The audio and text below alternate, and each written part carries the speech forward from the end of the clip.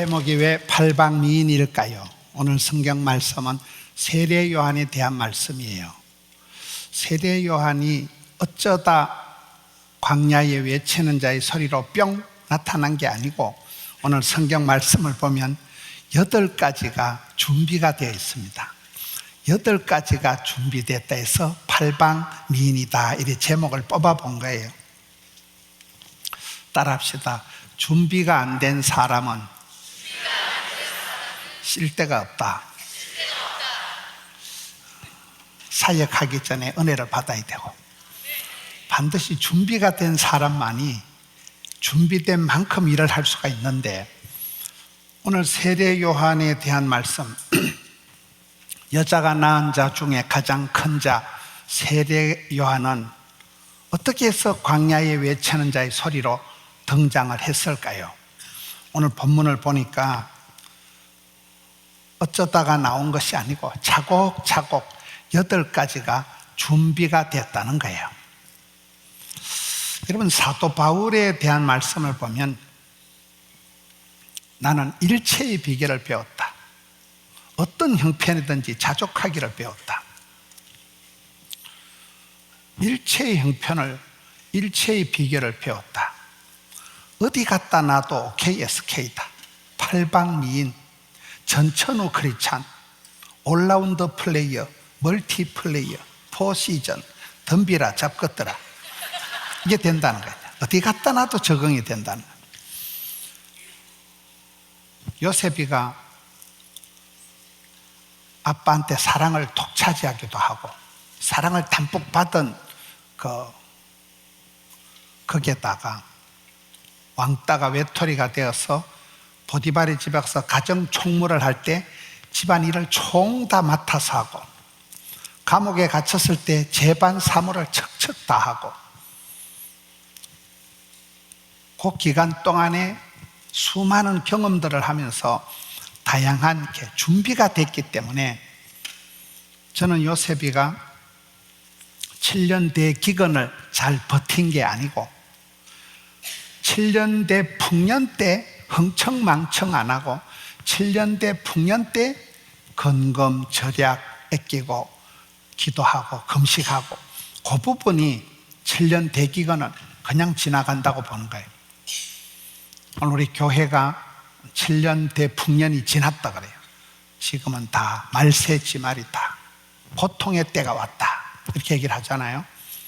우리가 이 마지막 때에 어떻게 준비, 겸비, 예비되어야 될까요?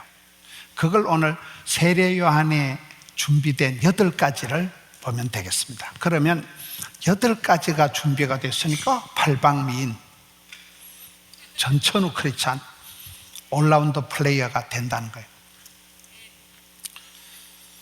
오늘 말씀 13절을 보면 천사가 그에게 이르되 사가랴는 세례 요한의 아빠 이름이에요. 무서워하지 말라. 너의 간구함이 들린지라. 네 아내 엘리사벳은 세례 요한의 엄마 이름이에요. 네게 아들을 낳아 주리니 그 이름을 요한이라 하라.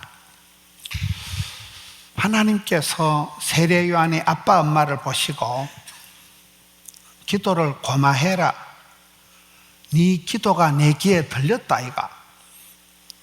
여러분, 찬송이 하늘에 사무치고 기도가 주께 상달이 되고 아랫물이 윗물이 되고, 기도가 이렇게 마일리지가 쌓이듯이 차곡차곡 쌓인다는 거예요.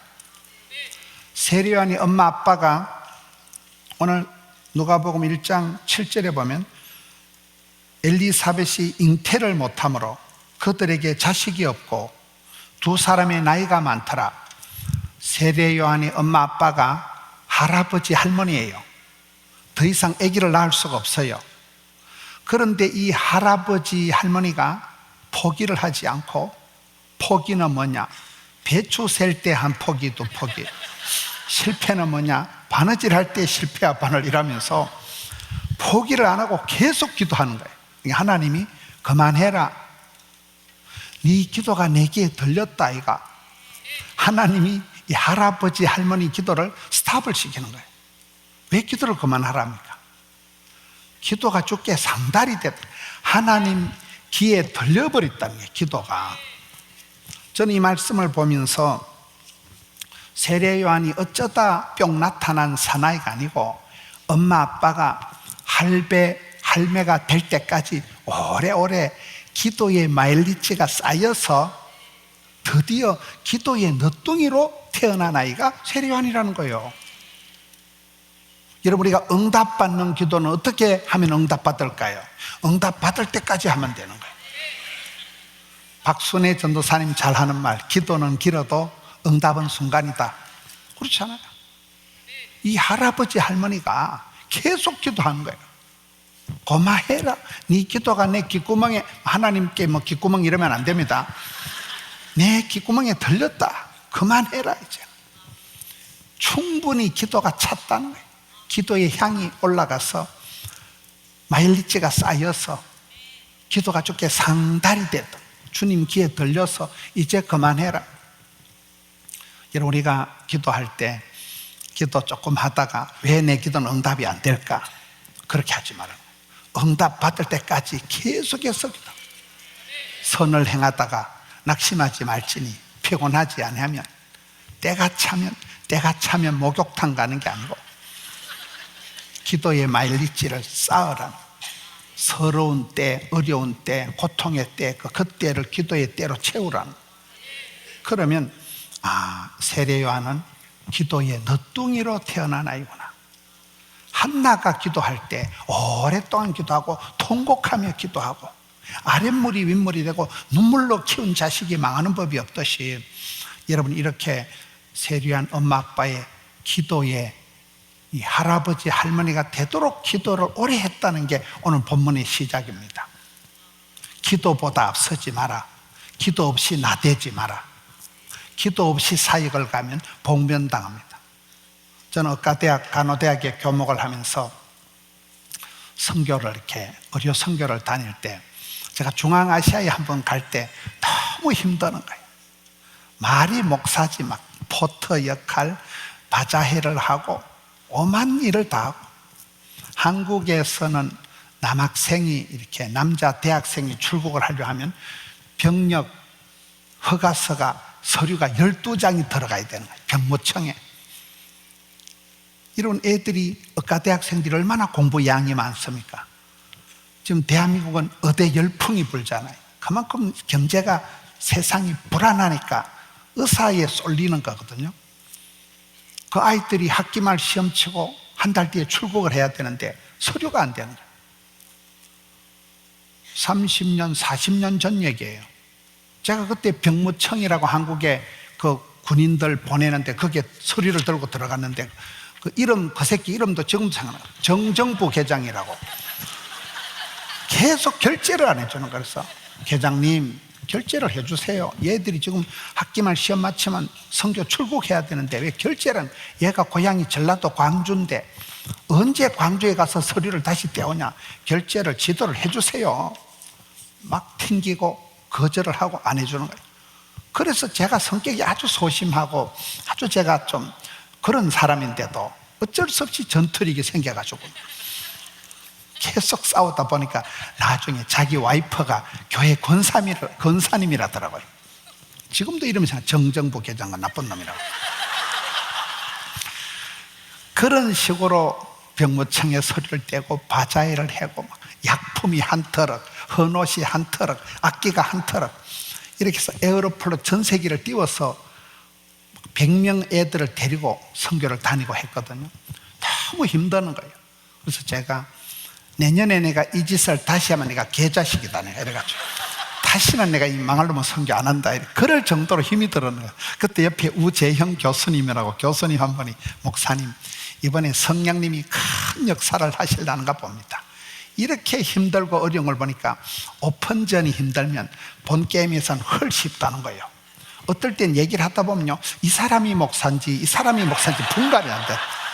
목사는 돈 걱정을 하고 있고 집사는 그냥 하나님이 큰 역사를 하시려고. 그런 식으로 제가 의료 선교 현장을 다니다 보니까 필드에 가면, 현장에 가면 거기 계신 하나님, 앞서 행하신 하나님, 그때 중앙아시아 지역을 갈 때 최고 역사가 일어나. 갔다 오고 난 뒤에 막 대학교 안에 오케스트라가 만들어지고, 지금 생각해도 그 해에 가장 힘들게 준비한 그 해에 가장 막 성령의 불같은 역사가 일어나더라고요. 여러분, 그렇습니다. 우리가 기도할 때 포기하지 않아요. 준비할 때 낙심하지 말아야 돼요. 떨지도 말고 쫄지도 말고 포기하지 않고 오랫동안 기도할 때 하나님이 고마해라, 너 그 아버지 어머니 기도가 내게 들렸다. 이 할아버지 할머니의 기도가 주께 상달이 된 기도의 너뚱이로 태어난 아이가 세례요한이라니까요. 8절에 보면 마침 사가랴가 그 반열에 차례대로 하나님 앞에서 제사장의 직무를 행할세, 제사장의 전례를 따라 제비를 뽑아 주의 성전에 들어가 분향하고, 이게 무슨 말인가 하면 세례요한의 아빠가 제사장이에요. 밥만 먹으면 교회에서 봉사활동을 하는 아빠가 제사장이라요. 세례요한이 왕대밭이 왕대나고 쫄대밭이 쫄대나고 그 아버지의 그 아들이고 그 엄마의 그 딸내미고 내리사랑 올리효도로, 그 아버지가 교회에서 주구장창 봉사하는 걸 보고 어깨너머로 배워서 그대로 그 아버지의 그 아들 제사장 사가랴의 아들이 세례요한이라는 거예요. 뭔 말인지 복잡한데, 저희 교회 김상구 장로님이라고 계셔요. 저희 교회 장로님 되는 30분 가까이 계시는데, 제가 그 장로님하고 교제를 해보니까 첫째 이 장로님이 돌대가리예요. 왜 돌대가리냐 하면 한국에서 중학교 시험을 3번 쳐서 3번 다 떨어진 거예요. 고등학교 시험을 3번 쳐서 3번 다 떨어진 분이에요. 그런 돌박이 부산에서 제일 좋은 부산대학을 졸업했어요. 왜 그러냐 물어보니까 이분이 이제 시험 치기 전에 책을 보고 들어가면 그대로 나온대요. 옛날에 한국에 원종수 권사님이라고, 그분이 서울의대 수석 졸업하고 대한민국 의사 국가고시 1등한 분이거든요. 의과대학 아무나 나오는 게 아닌데 머리도 좋은데 하나님이 기도만 하면 영안을 열어주셔서 답을 선하게 보여준다 그러잖아요. 원종수 권사님 얘기 몰라요? 그렇습니다. 이 김상구 장님 그런 돌박인데 시험 치기 전에 책을 보고 들어가면 그대로 나온다는 거예요. 그대로 뺏겨서 부산대학을 졸업했습니다. 공무원 시험을 치면 이제 필기 시험은 백발백중 합격하는데 몸이 약하셔. 신체 검사가 떨어져요. 이분이 또 신체 검사 떨어지면 오살리 기도원에 기도하러 가는 거예요. 부산에서 오살리 기도원을 가려고 하면 버스 타고 기차 타고 버스 타고 가는데 하루 오는데 하루입니다. 하루 종일 쇠 빠지게 올라가가지고 기도 잠시 하고 또 얼른 내려와야 되는 거예요. 내려와가지고 또 신체 검사를 하면 합격이 된대요. 희한한 분이요. 그래가지고 이분이 공무원이 돼가지고 밀양에서 근무를 하면서 이제 저희 교회에 출석을 하는 거예요. 한국에서 밀양과 부산은 멀어요. 미국 같으면 가깝지만. 아들, 딸이 둘이 있습니다. 아들이 찬양이고 딸이 겸양인데, 딸은 바이올린을 하고 아들은 첼로를 하는데, 여러분 그 밀양에서 새벽 5시에 아들, 딸 어린 것들을 깨봐가지고 악기를 들고 차를 타고 와서 아빠는 일부 성가대 지휘를 하고 아들, 딸은 반주를 하는 거예요. 애들이 얼마나 힘들었겠어요. 애비 잘못 만나가지고 일찍이 조직에 몸을 담고 애들이 이빨을 갈았는데, 그 집안의 얘기를 들어보니까 지금 6대가 예술, 6대째 예수를 믿는데, 그 집안에서 장로님이 28명이 폭삭 쏟아지는 거예요. 목사님이 14명이 나요. 고신대 그 김상윤 박사가 그 형님입니다. 김상윤 장로님이 바로 형님입니다. 그러니까 이 집안이 아버지 어머니는 농사 짓는 분인데 그렇게 늘 교회를 잘 섬기니까 그 김상구 장로님의 논리는 자녀들에게 믿음의 본을 보이지 말라는 거예요. 믿음의 본을 보이기가 어려워. 믿음의 본을 보이려고 애쓰지 말라는 거예요. 짜들어 본도 안 된다는 거예요. 그러니까 애들을 대불고 교회에 와서 조직에 몸을 담게 하고 억지로라도 찬양대 봉사를 하게 하고 주일학교 보조교사라도 자꾸 활동을 봉사를 시키라는 거예요. 이렇게 애들이 어릴 때는 이를 갈았는데 그 아이들이 다 어른이 되고 경량이가 충만이가 다 시집 장가 가서 집사가 되고 집을 샀어요. 다 이제는 6대가 예수를 믿고 이 아이들이 다 이제 손주가 태어나고 해서 지금 생각하니까 애비 잘못 만나가지고 억지 춘향으로 교회를 따라다니면서 아버지 등살에 할 수 없이 조직의 몸을 담고 찬양대 봉사했던 그것이 지금은 반듯하게 자란 반듯한 집사가 됐다는 거요. 보통 장로님들이 이렇게 덕담을 할 때 믿음의 본을 보이시오 이렇게 하잖아요. 이 장로님은 믿음의 본을 보이려고 꿈도 꾸지 말고 끄집고 와서 예배당에 앉혀놓고 듣거나 말거나 존말할 때 은혜를 받을지어다. 이 끄집고 다니라. 교회 끄집고 다니고 예배 때 옆에 앉혀놓고 자빠져 자더라도 대불고 오라는 거예요. 보통 장로님들하고 반대로 얘기하잖아요. 근데 그 집안에 장로님이 28명이 쏟아지고 총장이 나오고 의사가 나오고 박사가 나오고 대구 서문로교회 출신이에요. 그렇게 하면서 믿음의 본을 보인다는 게 아버지가 하는 그대로 그렇잖아요. 어머니를 보고 아버지를 보고 그대로 배우는 그대로. 여기 세례요한이 어쩌다가 광야에 외치는 자의 소리, 여자가 낳은 중에 가장 탁월한 사람으로 태어난 게 아니라 오랫동안 아버지가 교회를 주구장창 섬기는 것, 교회 와서 일하고 교회 와서 봉사하고 교회 와서 사역하는 걸 아빠 어깨너머로 그대로 배웠다는 거예요. 왕대밭이 왕대나고 그대로 배웠다는 거예요. 기독교 교육은 가르치는 게 아니고 바라보는 거예요. 바라봄의 법칙, 본때가 생기는 거예요. 이 세례요한의 모습이 그렇습니다. 두 번째 14절을 보면 너도 기뻐하고 즐거워할 것이요 많은 사람도 그의 태어남을 기뻐하리니. 따라합시다. 남에게 기쁨을 선사하는 사람. 세례요한은 뒤쪽에 44절에 가서 보면 엄마 사가랴가 세례요한을 잉태해가지고 있는데 마리아가 예수님을 잉태해가지고 가까이 오니까 세례요한이 엄마야 예수님이다. 엄마 뱃속에서 이 기쁨, 엄마 뱃속에서 기뻐서 짬뽀를 한 애가 세례요한이야. 엄마 뱃속에서부터 기뻐하는 거야. 나중에 세례요한은 자기를 소개할 때 나는 결혼식의 주인공 신랑이 아니다. 나는 결혼식 날 잔치의 주인공 신랑이 아니고 신랑을 소개하는, 신랑을 안내하는. 한국의 결혼식 때 들러리라고 들어봤어요? 결혼식 때 나는 그 신랑 친구의 기쁨이 신랑의 기쁨이 아니고 신랑 그 들러리의 기쁨이 충만하다.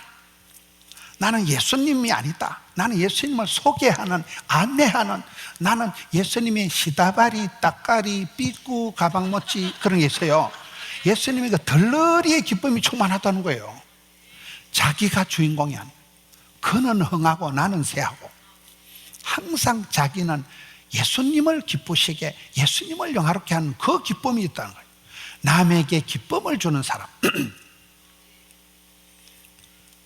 여러분, 우리가 저희 어머니는 시골에서 농사 짓던 분이에요. 국민학교도 못 나온 분인데 우리 어머니 어록이 있습니다. 아들아, 남에게 경우 없는 짓을 하지 마라.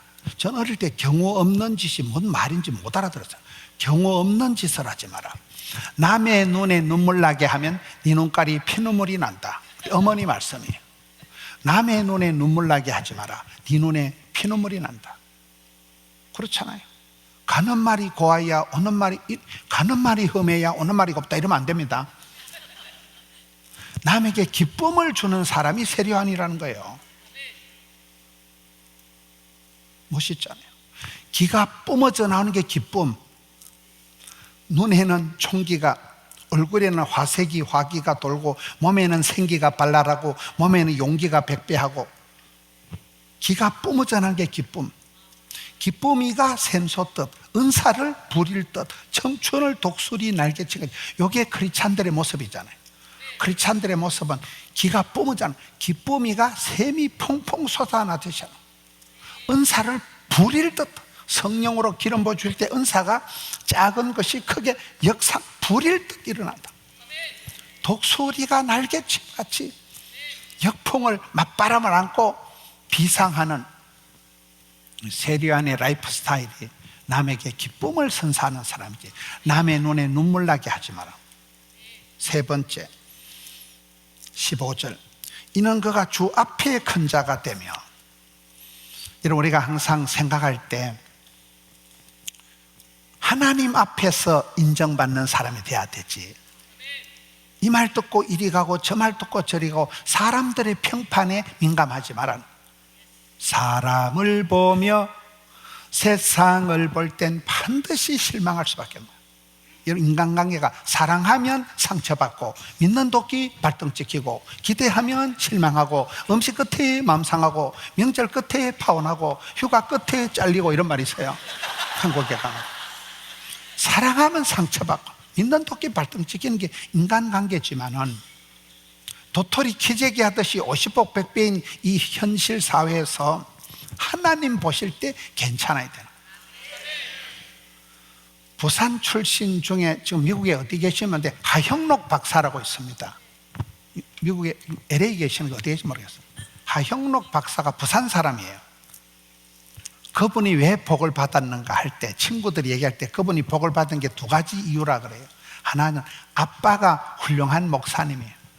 아빠가 부산의 용호동이라고 음성 나환자촌에서 오랫동안 이렇게 어려운 사역을 잘한 아빠가 훌륭한 목사님이에요. 시편 37편 25절에 의인의 자손이 버림을 당하거나 빌어먹는 법이 없다니까요. 아빠가 그렇게 선한 사역을 오랫동안 했기 때문에 그 아버지의 그 아들, 아버지가 선한 사역을 오래 한 목사님이기 때문에 아들은 날로 복을 받았다는 거예요. 두 번째가, 하나님은 공평하시다고 그 하형록 박사가 부산에서 미국으로 유학을 와서 열심히 공부를 해서 박사학위를 받고 또 목사 안수를 받고, 그분이 또 건설 회사를 설립해서 미국의 대학생들이 입사하고 싶은 베스트 10에 들어간다더라고요. 그 회사 회장님이 된 거예요. 하형록 박사, 하형록 회장. 그런데 하나님은 공평하시다고 그분이 몸이 약해요. 심장 이식을 2번 했다더라고요. 심장 알아요? 심장은 이게 미국에서 아무리 돈이 많아도 심장 이식을 2번 이상 못 한다더만, 법적으로. 남의 생명을 가져오는 게 심장이잖아요. 그분이 그렇게 머리가 좋고 다 좋은데 몸이 약해요. 근데 심장 이식 2번째 할 때, 여러분, 심장 이식 아무렇게나 하는 게 아니잖아요.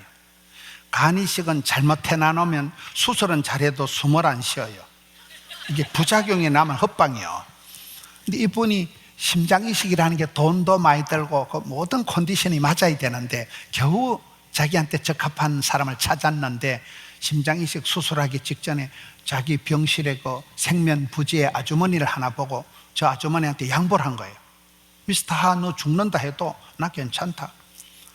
그 생명 같은 심장을 생면부지 다른 아주머니한테 양보를 할 만큼 착한 분이에요. 그러니까 친구들이 얘기할 때 네가 복을 받은 것은 너가 아버지가 선한 사역을 오랫동안 한 훌륭한 아빠고, 네가 그렇게 따라합시다. 여호와께서 보시기에 심히 좋았더라. 하나님 보실 때 참 네가 이쁘다. 어제 제가 얘기한 게 3가지가 있습니다. 따라합시다. 주님 눈에 확 띄네. 주님 마음에 쏙 드네. 주님 손에 딱 맞네. 주님 눈에 쏙 드는 거요. 엄에 이쁜 거, 엄에 귀여운 거. 여호와께서 보시기에 심히 좋았더라. 그럼 복을 주시겠어요, 안 주시겠어요? 하나님께서 오케이, 예수케이 하면, 하나님께서 하늘문을 열어주시면 다 되는 거죠. 네가 하는 은행 심사가 하나님 보실 때 엄매 이쁜 거, 여호와께서 보실 때 심히 좋았더라, 이 평판이 중요한 거지. 사람 볼 때 자기가 대학을 어디 나오고 아파트가 몇 채고 그 별거 아니라. 인간관계 속에서 앞서거니 뒤서거니 도토리 키지기 하듯이 거기서 평판에 예민하지 마라. 하나님 앞에 인정받고 하나님 앞에 축복받는 사람이 되라는 거예요. 이게 여러분 주님 앞에 큰 자가 되며. 4번째 15절, 이는 그가 주 앞에 큰 자가 되며 포도주나 독한 술을 마시지 아니하며. 아까 성경 보니까 포도주나 소주를 마시지 아니하며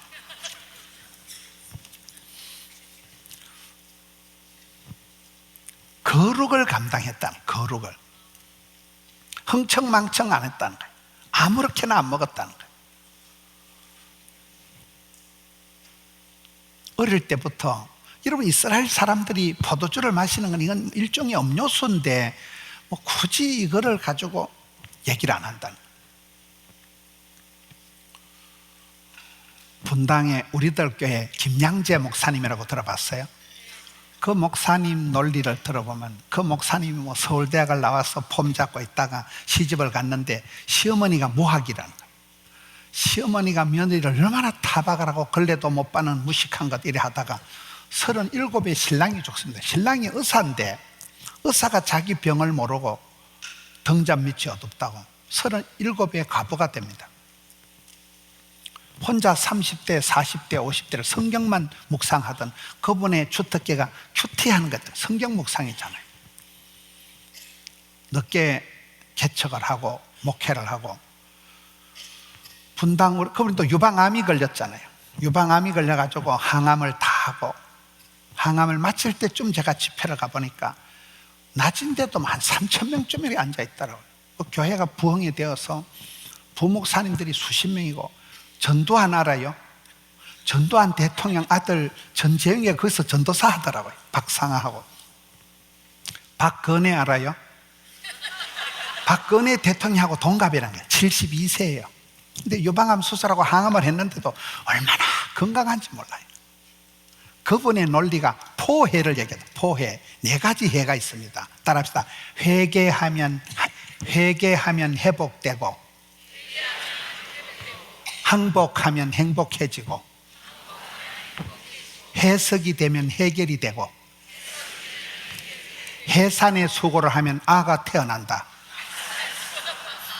회개할 때 회복이 되고, 주님 앞에 천부여 의지없어서 손들고입니다. 항복할 때 행복해지고, 그리고 내 이 복잡한 팔자가 어째 나는 이렇게 잘난 줄 알았는데 이런 집안에 시집 와서 나는 장로 권사 집에 시집 잘 온 줄 알았는데 어떻게 내 남편이 37에 의사인데도 내 남편이 병을 모르고 그날 죽고 나는 어떻게 팔자가 이렇게 복잡하냐. 이 내 복잡한 내 집구석이 성경의 구원 역사를 통하여서 성경의 구속사를 통해서 해석이 되어지니까 이 시끄러운 집구석 이야기가 법문 녹듯이 한 방에 해결이 된다는 거예요.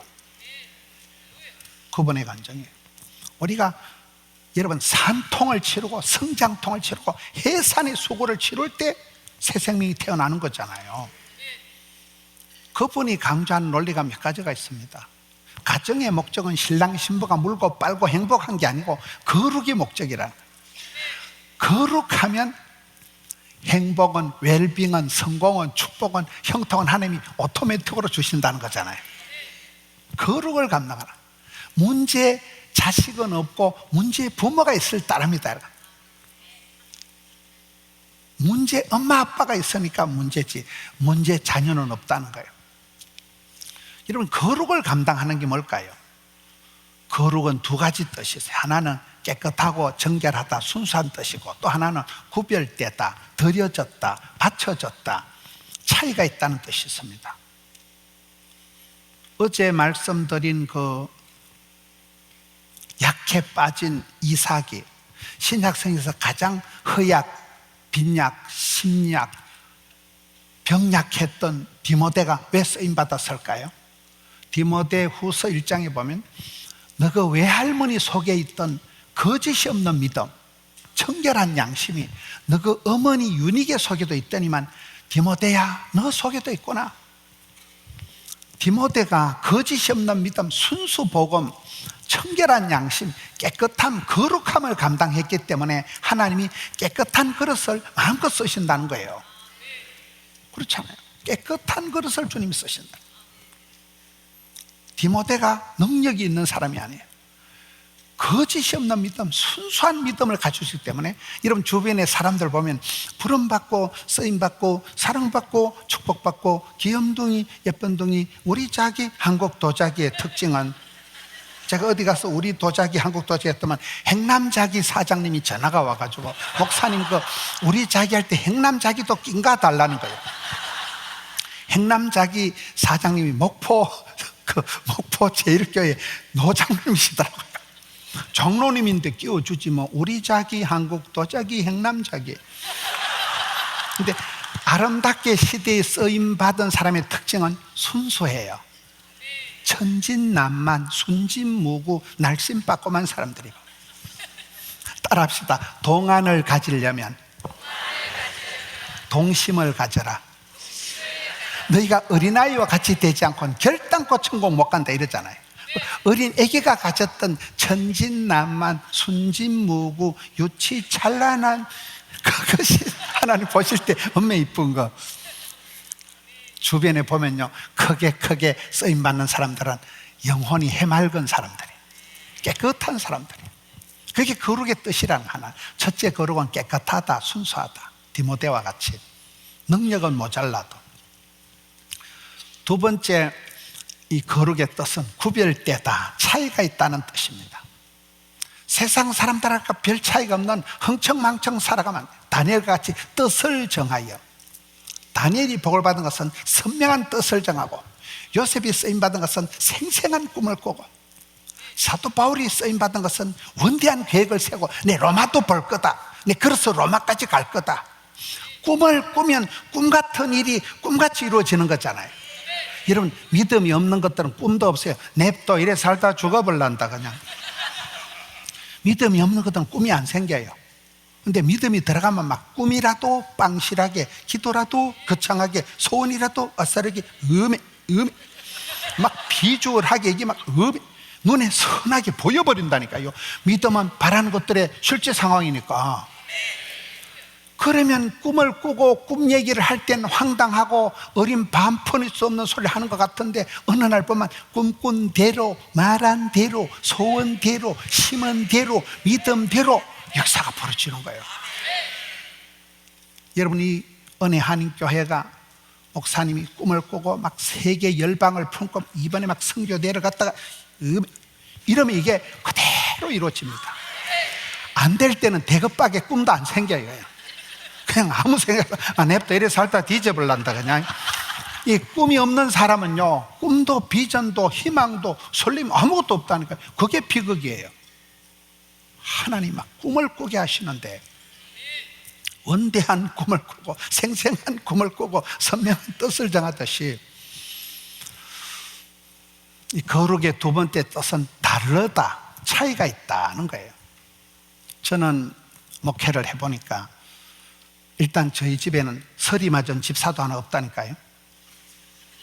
집사람하고 여기 교회 경례를 이렇게 산보를 하다 보니까 저쪽에 주차장에 새신자하고 서리 집사만 주차를 하라는 게 있더라고요. 집사람이 그걸 너무 우습게 생각해요. 엄마야, 서리 집사만 여기 주차할 수 있네요. 엄마, 서리 맞은 집사만 여기 주차하면 되구나.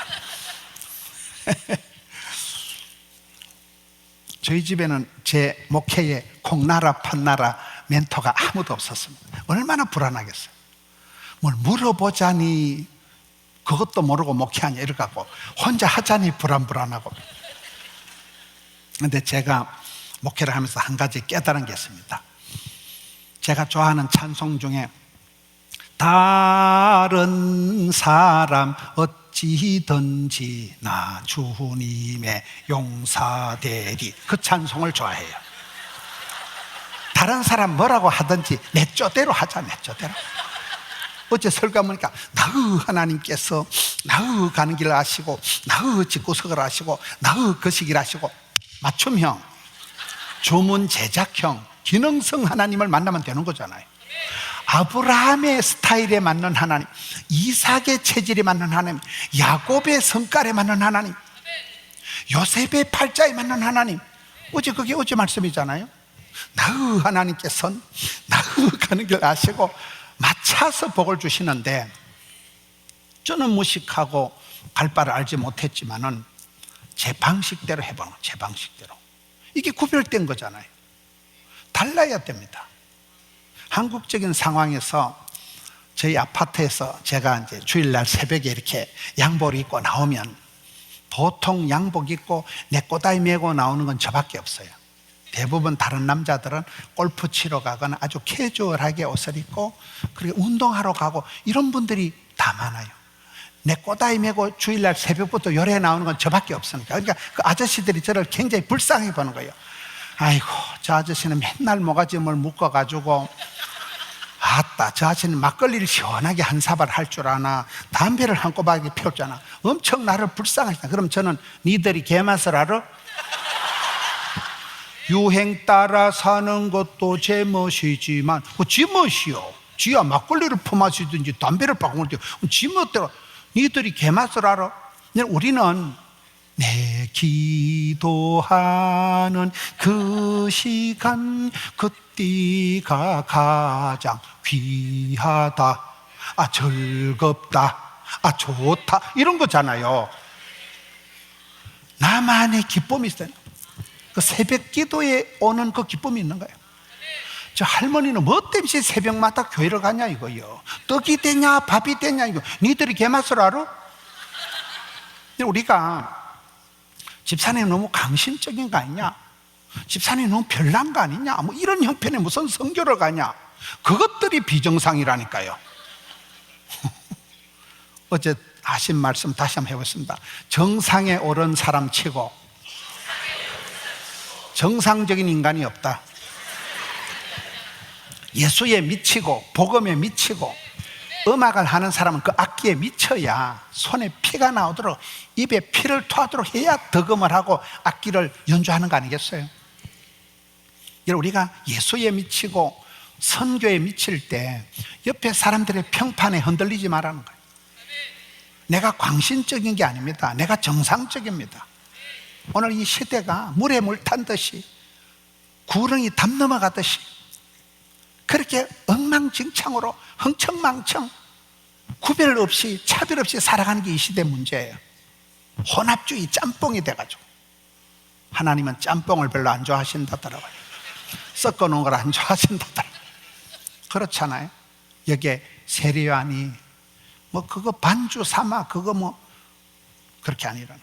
제가 집회를 다닌 중에 진짜 예쁜 자매를 한 번 만났어요. 제가 어느 교회 집회를 갔는데 세상에 인형처럼 예쁜 자매가 와서 인사를 하는 거예요. 세상에 그렇게 예쁜 여자를 처음 봤어요.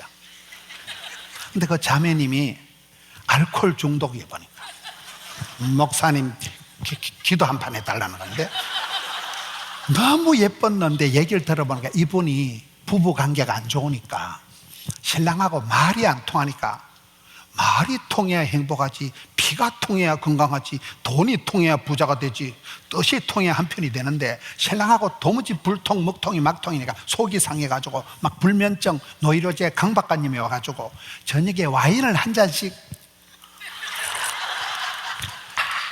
불면증에 좋다고 와인을 홀짝홀짝 마시다 완전히 알코올 중독이 돼가지고 목사님 안수기도 한 판 해뒀는데 세상에 그리 이쁜 여자가 알코올 중독이 돼가지고 어찌했을까요?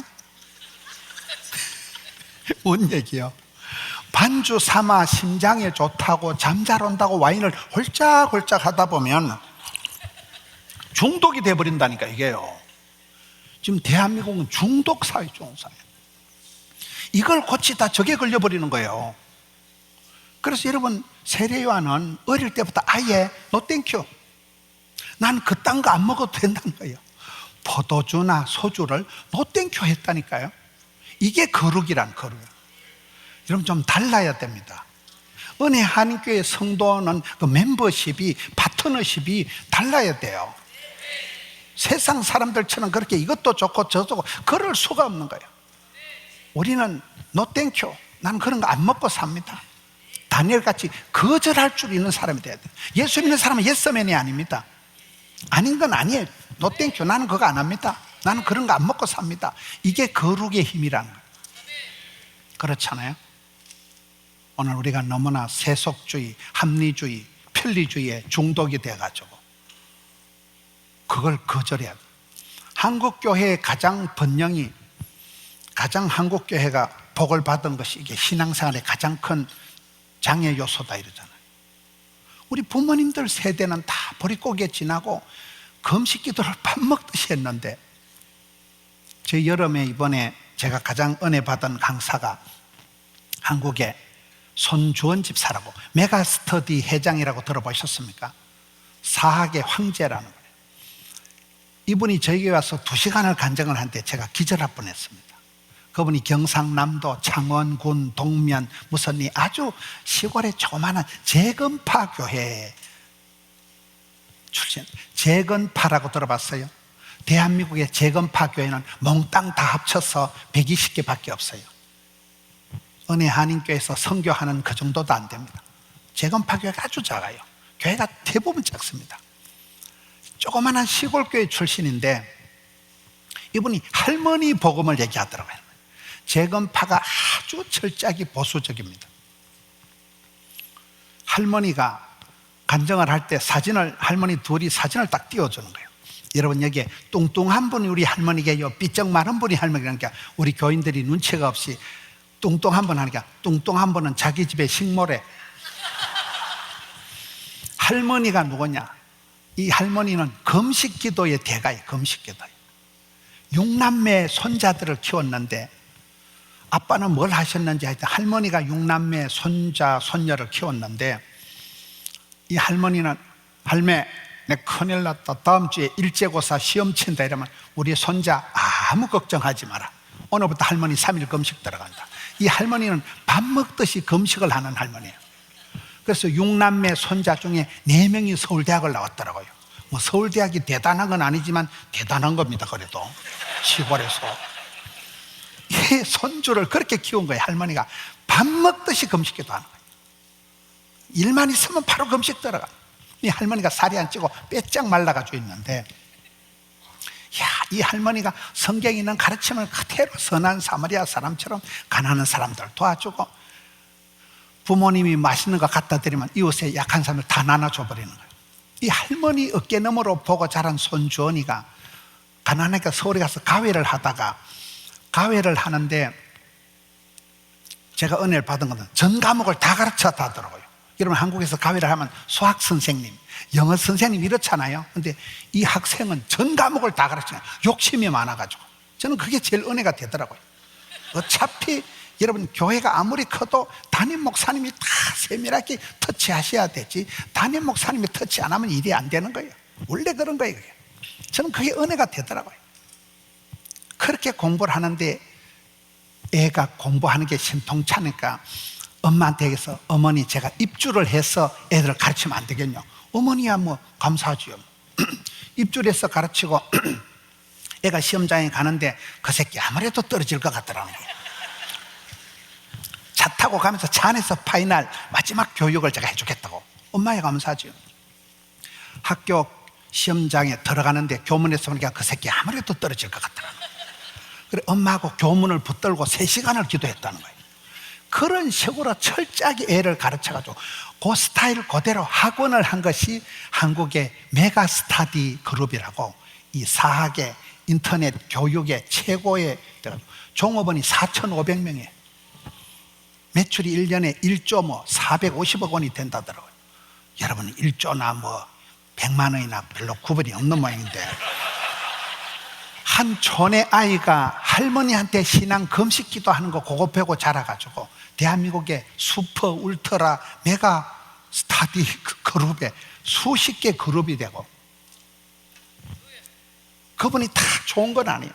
그 딸이 교회 갔다 오다 교통사고 나서 딸이 죽었어요. 그 딸 이름으로 장학금만 300억 원을 아빠가 기부를 해가지고, 딸 이름이 윤민이에요. 백성을 윤택하게 하죠. 윤민 장학재단을 만들어서 아빠가 그렇게 하는 거. 간증을 하는데 입이 딱 벌어지는 거예요. 할머니, 가난한 시골에 아주 할머니 한 명이 손자 6명을 이렇게 반듯하게 길러가지고, 멋있지 않아요? 여러분, 손경민 목사라고 뭐 은혜, 행복, 하나님 부르심, 여기 왔다 갔어요? 언제 왔다 갔어요? 손경민 목사님 여기 와서 간증하던가요? 자기 그 시골집 비춰주고 하던가요? 맞구나. 제가 송경민 목사님 저희 교회 이제 집회를 수차례 하면서 그분한테 놀란 게, 첫째, 그분 엄마가 26세 생가부가 된 거잖아요. 그 얘기 하던가요? 그렇죠. 지금 한국에서 26이면 이건 청년도 아닙니다. 그냥 학생입니다. 대학생. 엄마가 26세 생가부가 돼가지고 화면에 그 자기 어릴 때 집을 비춰주던가요? 어릴 때 살던 집이 할아버지가 지은 집인데, 말은 대전 신대 그 충청남도 거시기군 머시기면 해가지고 아주 촌발 충만한 그 판잣집 같은 집을 비춰주더라고요. 할아버지가 지은 시골의 판잣집에 엄마 아버지가 살고 자기도 신혼 때 거기 살았더라고요. 거기다 또 사기를 당했잖아요. 송경민 목사가. 뭔 목사가 돈도 없는데 사기를 당해 홀라당 다 날아가고. 근데 그분이 지은 행복이다, 은혜다, 하나님의 부르심 가사를 보면, 야, 어떻게 저런 집구석에서 저렇게 반듯한 사람이 나왔을까? 납득이 안 되나 봐. 저런 팔자 센 집안에서, 센 가부 집안에서, 판잣집에서 자라가지고 노다지 사기당하고 돈 한 푼 없이 그런 그 부부가, 사모님이 반주하고 신랑이 찬양하고 하잖아요. 둘 다 얼굴이 완전 스마일 그 자체야. 안동 화해탈처럼 얼굴이 그냥 예수 믿는 포가 나고, 그렇게 어렵게 살아오면서도 저렇게 반듯한, 한 개도 구김살이, 한 개도 흐트러짐이 없는, 이야, 진짜 송경민 멋있다. 그 가사를 들어보면 내가 살아온 모든 게 당연한 것은 하나도 없고 다 하나님의 은혜라요 하는데, 그분의 집구석 스토리를 들어보면 그 은혜가 아니에요. 그거는 개판이에요. 개판. 저주받은 집구석인데도 당신의 노래를 들어보면, 어메, 참말로 어째 저런 찬송이 나올까? 그게 저는 굉장히 충격이 되더라고요. 저런 집구석에도 주옥 같은 노래가, 반듯한 아들이 나온다는 사실. 할렐루야. 그게 예수 믿는 사람이죠. 구별이 되는 거예요. 어제 말하겠습니다. 상황, 배경, 환경, 어떤 컨디션에서라도 원불교를 하지 말라는 거예요. 원불교가 뭐라고요? 원망, 불평, 짜증, 핑계, 이유, 조건을 대지 말라는 거예요. 감사함으로 받으면 버릴 것이 없기 때문에, 그러기 때문에 예수를 믿으면 영혼이 잘되고 믿으시면 아멘 하시기 바라는 것이 반드시 회복됩니다. 이게 거룩을 감당해야 돼요. 거룩을. 흥청망청 이래도 좋고 저래도 좋고 그렇게 세상에 이중 플레이를 하지 말라는 거예요. 그게 우리가 회개해야 될 부분이에요. 그 다음에 지금 몇 번째까지 한 거예요? 15절 끝에 모태로부터 성령의 충만함을 받아, 음에 세례하는 모태 솔로가 아니고 모태로부터 성령 충만. 저는 세례 요한의 8가지 준비 중에 가장 탁월한 게 이 부분이라고 봐요. 세례 요한이 어릴 때부터 차곡차곡 준비한 것 중에 엄마 뱃속에서부터 성령의 충만함을 받았다는 거예요. 할렐루야. 이게 진짜 모태 교육이 잘 된 거예요. 엄마가 얘를 잉태하고부터 엄마 뱃속에서부터 성령 충만을 받았다. 이게 최고의 준비라고요. 어머니, 아버지, 할머니, 할아버지 여러분들, 여러분 자녀 손들을 위해서 그렇게 기도하셔야 됩니다. 모태로부터 성령의 충만함을 받았다. 우리가 사역을 해보면 힘으로, 능으로, 깡으로, 돈으로 안 되는 게 주의 일입니다. 성령의 기름 부음이 없으시면 아무것도 안 되는 거예요. 그렇잖아요. 세례 요한이 그렇게 광야에 외치는 자의 소리로 여자가 난 중에 가장 큰 자로서 쓰임받은 핵심적인 준비가 엄마 뱃속에서부터 성령의 충만함을 입었다는 거예요. 그래서 우리가 엄마 아빠가 이런 책임이 있는 거예요. 엄마가 이렇게 기도해야 되고 할머니가 이렇게 기도해야 되고. 아까 그 손주원 집사님의 할머니 복음이라도, 할머니의 그 금식기도, 할머니의 눈물 때문에 오늘의 자기가 있다는 거예요. 그렇잖아요. 성경을 보면 창세기 38장에 보면 애굽의 바로 왕이 고백을 하는데, 내가 살다가 하나님의 성령에 저렇게 감동을 받은 사람을 난생 처음 본다. 요셉이가 그렇게 멋지게 살아간 것은 성령의 감동을 받았기 때문에 놀라운 지도력을 가지고 요셉이가 형통한 사람이 된 거잖아요. 하나님이 쓰신 사람들은 성령의 기름 부으심이 있어야 돼요. 그렇잖아요. 에베소서를 보면 너희가 자세히 주의하여 지혜로운 자가 되고 어리석은 자가 되지 말라. 술 취하지 말라. 이는 방탕한 것이니 오직 성령의 충만을 받으라. 그 말씀 뒤에 좋은 말씀이 다 나와요. 19절에 시와 찬미와 신령한 노래로 화답하고 피차 복종하고 범사에 감사하고 자녀들이 순종하고 부부간에 존경하고. 요걸 반대로 한번 봅시다. 성령의 충만함을 받지 않고 악령에 이끌리면 시와 찬미와 신령한 노래가 안 나고 입에서 욕 튀어나와요. 피차 복종 안 해요. 피차 지랄해요. 범사에 감사가 안 돼요. 매사에 짜증을 내요. 자녀들이 순종하는, 자녀들이 빗나갑니다. 자녀들이 빗나가면 감당이 안 되는 거예요. 제가 지난달에 뉴욕에 집회를 가서 들은 얘기 중에 한 가지가, 지금 이렇게 우리 교민 사회에서 아픔이 뭐냐? 아이들이 교회를 안 나온다는 거예요. 어머니 아버지는, 할머니 할아버지는 장로님 권사님인데 애들이 교회를 안 나온다는 거예요. 저희 교회에서 제가 어떤 경험이 있는가 하면, 이웃 교회에서 시끄러운 일이 있어서 그 집사님 부부가 많이 방황을 하더라고요. 수년 동안 떠돌아다니면서 가나안 성도로 방황을 하다가 저희 교회를 왔어요. 와서 이제 비로소 엄마 아빠가 자리를 잡고 중고등학교 다니는 아들 딸 보고, 야 이제 교회를 정했으니까 교회 가자 하니까 그때부터 아들 딸이 교회를 안 가는 거예요. 왜 교회 안 가냐니까, 아빠가 맨날 욕하는 그런 교회 내가 왜 가냐니까. 따라합시다. 밥상머리, 베갯머리. 엄마가 밥상머리에서 맨날 흉보고 욕하는 교회를 내가 뭐 때문에 가냐는 거예요. 이런 엄마 아빠는 방황을 하다 겨우 자리를 잡았는데, 밥상머리에서 수없는 교회에 대한 불평을 얘기를 하는 말을 듣고 자란 자녀들이 마음을 굳게 먹어요. 나는 절대 교회 안 간다. 나는 엄마 아빠가 욕하는 저런 기독교 절대 안 믿는다. 시끄러운 교회는 절대 안 가도. 이렇게 돼버린 거예요. 애들 보는 데선 찬물도 마시지 마라 이러잖아요. 여러분, 신앙교육이 그렇습니다. 자녀 손을 위해서라도 진짜 잘해야 돼요. 우리가 애들이 그대로 보고 배우는 거예요.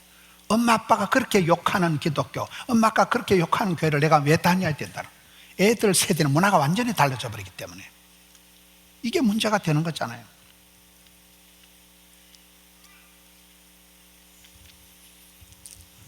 엄마가 성령 충만함을 못 받으면 시와 찬미와 신령한 노래가 안 나오지요. 욕 튀어나오지요. 피차 복종 안 되죠. 서로 그냥 싸우지요. 범사에 감사가 안 되죠. 매사에 짜증을 내죠. 자녀들이 순종 안 돼. 자녀들이 빗나가지요. 부부간에 사랑하고 존경이 안 되고 사랑과 전쟁이 벌어져요. 무단히 그냥 부부간에 사이가 안 좋고 싸우고, 그 설화에서 자녀들이 빤듯하게 자랄 수가 없는 거예요. 성령의 충만함이 없으면 악령이 역사하는, 악령이. 창세기 보면 악령은, 사탄 마귀는 뱀으로 나타나죠. 뱀은 피가 차가운 냉혈입니다. 사도행전에 보면 성령은 불의 혀처럼, 급하고 강한 바람처럼. 여러분, 성령님이 어떨 때는 굉장히 급하게 강하게 역사하시는 거예요. 급하고 강한 바람처럼, 불의 혀처럼. 불은 확 싸질러 버립니다. 태워버립니다. 성령이 마시면 가슴이 뜨거워야 돼요. 성령이 불을 받아야 돼요. 싸하다, 그건 뱀이, 냉혈동물, 마귀는 싸합니다. 어둠의 세력입니다. 우리는 빛의 자녀들입니다. 여기에 엄마 뱃속에서부터 성령 충만을 받은, 모태로부터 성령 충만, 저는 이 부분이 세례요한이 가장 준비가 잘 된 부분이라고 보는 거예요. 그래서 우리가 성령을 해방하지 마라, 성령을 근심되게 하지 마라, 성령을 소멸하지 마라. 오직 성령 충만함을 받아라. 성령을 앞서지 마라. 성령 충만함 없이 사역 나가면 봉변당합니다. 사고가 일어납니다. 그렇잖아요. 앞서지 마라. 기도해서 누가복음 11장 13절에 구하는 자에게, 찾는 자에게, 두드린 자에게 좋은 것을, 성령을 주시지 않겠느냐. 사모하고 부르짖고 구하고 찾을 때 하나님은 좋은 것을 주시는데, 진짜 좋은 것은 성령이 임할 때, 성령이여 임하사 헛된 마음 버리고 충만하게 하소서. 성령의 충만함을 받을 때 쓰잘데없는 게 사라지는 거예요. 성령의 충만함을 엄마 뱃속에서 받은 사람이 세례요한이구나. 저도 이렇게 사역을 해보니까요, 힘으로 능으로 돈으로 안 되는 거예요. 애쓰고 노력하는 건 한계가 있는 거예요. 성령의 기름 부으심이 있어야 되는 거예요. 복음을 전할 때, 선교할 때, 고난을 당할 때, 그때 성령의 근세한 능력이 나타나는 거잖아요. 이제 마무리를 하겠습니다. 16절, 이스라엘 자손을 주곧 그들이 하나님께로 많이 돌아오게 하겠습니다. 여러분, 세례요한은 따라합니다. 회개의 복음으로 전도를 하였다. 회개하라, 천국에 가까웠다 하면서 많은 사람을 하나님께 돌아오게 한 사람이 세례요한이라는.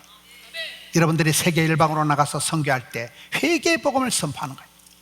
회개할 때 회복이 되는 거예요. 항복할 때 행복해지는 거예요. 해석이 되었지만 해결이 되는 거예요.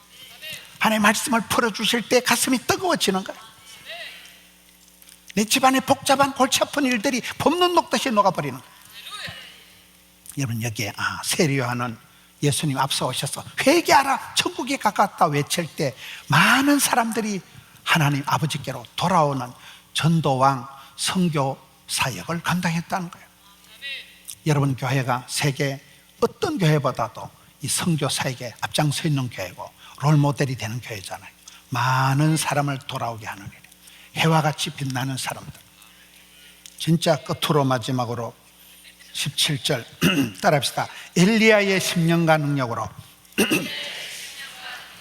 엘리야의 10년간 능력이 뭘까요? 성경에 보면 엘리야라는 사람이 독특한 사람이에요. 엘리야는 열왕기상 17장 1절에 보면 길르앗에 우거한다. 우거한다는 말은 장돌뱅이처럼 왔다리 갔다리 한다는 떠내기다, 나그네다. 길르앗 지방에 왔다리 갔다리 하는 디셉 사람 엘리야, 그게 끝입니다. 스펙이. 여러분, 성경에 족보가 있는 집안은 할아버지, 아버지 함자가 나오지만은 족보가 없는 집안은 동네 이름이 툭 튀어나오는 것들은 집구석이 신통찮은 것들이에요. 얘는 족보가 없습니다. 스펙이 전혀 없지만은 이스라엘의 병거와 마병이요, 성경에 그런 타이틀을 받은 사람은 딱 두 사람, 엘리야 1사람밖에 없습니다. 이스라엘의 병거와 국보급적인, 축구 선수로 말하면 손흥민이 같은, 손흥민이 알아요? 그 월드 클래스가 나오는 거예요. 신통찮은 한 사람 엘리야를 하나님이 이스라엘의 병거와 마병으로, 그 한 사람이 살아있으면 전쟁이 안 일어나요. 전쟁이 일어나도 이어버립니다. 여러분, 한 분 한 분이 국보급적인 나라의 보물단지 같은 사람들이 되는 거예요. 엘리야가 그런 신통찮은 사람이지만 하나님 그렇게 쓰셨는데, 저는 엘리야의 스타일 중에 가장 감동받은 게 열왕기상 18장 30절 말씀이에요. 따라합시다. 무너진 제단을 수축하다. 여러분, 엘리야가 등 따시고 배부르게 사역한 사람이 아닙니다. 그 시대가 엉망진창인 시대예요. 정치적으로 왕이 다스리던 남쪽 유다의 북쪽 이스라엘의 40명 가까운 왕들 중에 가장 악독한 왕 아방 시대에 하나님의 선지자들을 죽여버리는, 생명의 위협을 느끼면서 사역을 할 때가 엘리야 때입니다. 정치적으로. 여러분, 미국의 대통령이 누가 됐든지 간에 대통령이 문제가 있어요. 정치적으로 가장 어두운 시대에 엘리야가 사역을 했습니다. 요즘 뭐 기후 온난화가 되고 막 캘리포니아에 산불이 일어나고 이런 얘기 하잖아요. 그 시대가 기후가 얼마나 안 좋았으면 3년 6개월 동안 비가 안 온 거예요. 3년 6개월 동안 땡땡 감으로 빠졌으니까 정치, 경제, 사회, 문화, 환경적으로 최악의 시대를 살아간 사람이 엘리야인데 하나님은 그를 이스라엘의 병거와 마병으로 쓰셨다니까요. 근데 그가 라이프 스타일이 뭐냐? 따라합시다. 문제를 문제 삼지 말고 기도 제목을 삼아라. 이거 문제입니다. 문제를 지적하면 문제거리밖에 안 돼요. 문제를 문제 삼아만 문제거리만 되고 자존심만 상하고 속만 상하지만 어떤 문제든지 기도 제목으로 삼아버리면 썸머리가 단물되고 예물단지가 보물단지가 되고 근심거리가 간증거리가 된다는 거예요. 엘리야는 무너진 제단, 하나님께 경배와 찬양을 올려드려야 될 그 제단이 2단, 3단들 거짓 선지자 바알, 아세라 이 잡것들이 와서 엉망진창을 만들어 놓은 그것을 깨끗하게 소재를 해놓고 청소해놓고 그곳에 엎드려서 기도하다가 불로 응답받은 사람이 엘리야라는 거예요.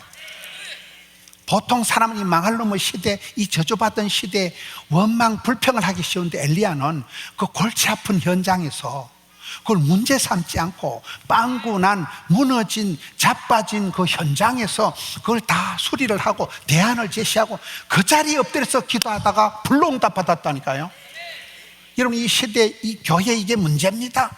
이 나라가 이래가지고 되겠습니까? 교회가 이래서 되겠습니까? 선교가 이래서 되겠습니까? 되지. 문제를 문제 삼지 말라니까요. 아픔이 있으니까, 문제가 있으니까 그것 때문에 기도하는 거예요. 그것 때문에 엎드리는 거예요. 그것 때문에 큰 소리 못 치는 거예요. 그것 때문에 기도하다가 진짜 백의 복을 받는 거예요. 이게 세례요한의 스타일이야. 무너진 재단을, 빵군한 재단을, 요즘 한국이 정치, 경제가 무너지고 도덕이 떨어지고 가정이 해체되고 교실이 붕괴가 되고 한국 사회는 그렇다고 제가 미국은 잘 몰라요. 무너진 시대예요. 경제가 무너진 시대예요. 정치가 무너진 시대예요. 윤리 도덕이 땅에 떨어진 시대, 가정이 해체되는 시대예요. 엉망진창인 시대인데 이런 시대의 말로 전에 한 목사님들이 모여서 얘기를 하는데 2시간, 3시간 동안 참 우울한 얘기만. 나라가 이래가지고 되나? 종말의 때에 고통의 때가 오고 막 고소고발이 난무하고 막 동성애가 차근법 혀트고 목사님들이 2-3시간 얘기를 하는데 우울증이 재발할 것 같더라고요. 계속 안 좋은 소리만 하는데 여의도 순공계 이영훈 목사님이 하는 말이 말세에 고통의 때는 하나님께서 남종들에게 여종들의 성령을 물 쏟듯이 부어주신다는 거예요. 할렐루야. 따르다 제약이 더한 곳에 은혜가 넘친다. 난세의 영웅이 나는 것입니다. 불경기 때 거상이 일어나는 것입니다. 위기가 기회라니까요. 코로나 때 사업이 잘 되는 사람이 따로 있어요. 코로나 때 어떤 상황일지라도 두려워 말라, 놀라지 말라, 무서워 말라, 떨지도 말고 쫄지도 말고 덤비라 이 제압것들아. 들이대 빵빵대 돌려대. 이렇게 해야 되는 이유가 그렇습니다. 엘리야는 시대를 탓하지 않고 그 고약한 시대에, 정치적으로 가장 어려운 시대에 2단, 3단들이 바알과 아세라 거짓 선지자들에서 엉망진창을 만 하나님의 제단이 다 무너진 그 시대에 그 무너진 제단을 수축을 하고 그 자리에 엎드려서 기도해서 불로 응답을 받았다. 이 시대에 그래서 여러분의 눈물의 기도가, 여러분의 금식 기도가, 여러분의 사역이가, 헌신이가 그래서 필요한 거예요. 이 시대가 어떠하든지 간에 역설적인 엘리야는 엘리야의 심령이라는 거예요.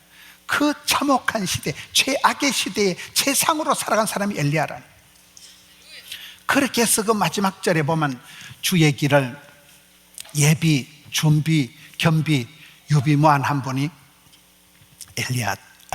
엘리야가 심정으로 일한 세례요한이잖아요. 저도 이렇게 나이가 들어가면서 대가리 색깔을 보시오. 저는 맨날 중학생같이 까불까불 살았는데 어느 날 보이 6학년 5반이 돼버렸더라고요. 지금 생각하는 게 내가 어릴 때 영어를 조금 잘했으면 지금 영어로 유창하게 설교를 할 텐데 그런 게 많잖아요. 준비된 만큼 쓰임받아. 준비된 만큼. 하나님의 구원 역사가 신비한 것은 어떨 땐 내가 죽을 지경이 되어서 이사를 가고 너의 집에 가서 파출부 같은 짓을 하고 알바를 하고 죽지 못해 산 짓거리가 세월이 지나보면 피가 되고 살이 되고 하나님께서 그것을 합력해서 선을 이루시더라고요. 그 참혹한 시절에, 끔찍한 섬뜩한 시절에 그것이 나에게 귀한 간증거리가 되는 거예요. 여러분, 제가 왜 이렇게 목회를 잘할까요? 일찍이 조실 부모하고 일찍이 조직의 쓴맛을 보고 느낌 아니까 저희 교회 권사님은, 목사님은 설교가 입에서 나오는 게 아니고 뼛속에서 나온대. 그 말은 고생을 오지게 터지게 했다 그 말이겠지. 느낌이 다르지 않아요? 여러분, 하나님은 산전수전 겪게 해서 산수를 잘하게 하신다는 거예요. 산전수전, 우주전, 공중전을 겪어야 철이 드는 거예요. 여러분이 서러운 때를 지나가고 이해할 수 없는 때를 지나갈 때, 이 때를 하나님 왜 이렇게 내게 이런 세월이 많이 지나면 하나님이 그런 시절에 내 인생을 만져주시고 나를 터치하셔서 하나님이 쓰실 만한 그런 것으로 빚어가시는 거예요. 성형수술을 해주시는 거예요. 여러분을 준비시켜요. 철저하게 준비시키는 하나님이십니다. 성급하게 나대지 말고 잘 준비됐어요. 주님, 제가 여기 사오니 자를 보내소서 그러지 말고, 주님, 제가 여기 사오니, 그때는 하나님 보실 때 눈에 확 띄네, 마음에 쏙 드네, 손에 딱 잡힐 만큼 음에 이쁜 거, 그럴 때는 하나님 마음껏 들어서시는. 할렐루야. 이 세례요한 한 사람이, 저는 새벽 기도 때 이 말씀을 보다가, 야, 세례요한이 어쩌다 뿅 나타난 사람이 아니구나. 차곡차곡 8가지가 그렇게 영육간에 세팅이 된, 준비가 된 사람이구나. 여러분이 하나님의 시대에 평화의 한때를 주셨을 때 잘 준비해서, 건강도 여러분 천년만년 내가 건강해, 어느 날 내가 수술하게 되고 어느 날 항암이 들어갑니다. 건강할 때, 하나님 평화의 한때를 주셨을 때 있을 때 잘해. 하나님 기회를 주셨을 때 주의 일을 하세요. 저희 교회 스태프들이 한 50명이 되는데 김영숙 전도사님이라고 있어요. 제일 착하고 고운 전도사님이에요. 그 전도사님이 좀 풀타임으로 일을 하라 하니까 자기는 굳이 파트로 하겠대. 왜 그러냐면 준비를 더 해서 하겠다. 그래서 전사님 원래 나이가 몇 살이에요? 52이래. 52. 그러면 전사님 앞으로 70 돼서 시집 갈래요? 신학을 12년 했으면 많이 했지, 얼마나 공부하다 뒤질락 하나? 뭐 때문에 그렇게 준비를 하냐? 바로 하세요. 본격적으로 하세요. 본론을 사세요. 지금 좀 하세요. 지금 52살 된 여전도사님이 준비한다고 아직도 파트로 하면서 더 공부하고 더 시집 준비해서 70 지나서 시집 가겠대. 미친 거지 뭐. 준비를 위한 준비를 하지 말라니까요. 주님 가라사대면 가면 돼요. 가면. 제가 중국에 옛날에 한번 가보니까 김상민 선교사라고, 그 서울어대 나온 일반외과 김상민 선생님, 그 형님 건설회사 사장님이 중국 선교사로 와 있더라고요. 중국 알아요? 그 형님이 신학대학을 짓고 그 큰 건설회사 사장님이에요. 아이고, 장로님 어찌 그 회사를 다 정리하고 선교 나왔냐니까, 아따 목사님 믿음 없는 소리하고 자빠졌네. 사업을 정리를 하고 오면 주님 재림할 때까지 해도 정리가 안 된대요. 근데 선교지 떠나버리니까 그냥 정리가 되더래. 잘 이해가 안 되죠? 우리가 준비를 위한 준비를 살지 마라. 본론을, 핵심을 살아가라는 거예요. 주의 일을 하라는 거예요. 그냥요. 그러면 주께서 건강도 물질도 시간도 하나님이 세워주십니다. 주께서 친히 준비하십니다. 하나님께서 여호와 일에 하나님 다 하십니다.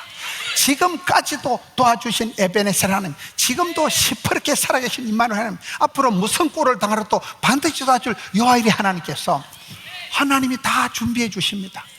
깃발을 들고 깃발을 세우면 돈도 물질도 사람도 하나님이 붙여주시기 때문에 언제까지 꼬물락거리고 그래 뒷방 그렇게 하지 말아요. 준비를 위한 준비를 하지 말고 지금 바로 본론을, 핵심을 살아라. 오늘 일을 걷는 동안에 주의 일을 감당하는, 여러분 오늘 선교 파송하고 하는 거니까 야, 참 멋지다. 저는 현장, 필드라는 단어를 제일 좋아합니다. 현장에 가면 거기에 계신 하나님, 앞서 행하신 하나님, 살아계신 하나님 만나거든요. 현장에서 막 기적이 일어나거든요. 현장과 이론이 동시에 이루어지는 유일한 교회가 제가 볼 때 은혜 한인교회 같아. 여러분 교회를 세상에 닮아갈 수가 없습니다. 여러분이 그 독보적인 신앙의 현장 선교 사역을 주님 다시 오실 때까지 끝까지 감당하는, 준비와 함께 찬란하게 존귀하게 감당하는 여러분 되시기를 축원합니다.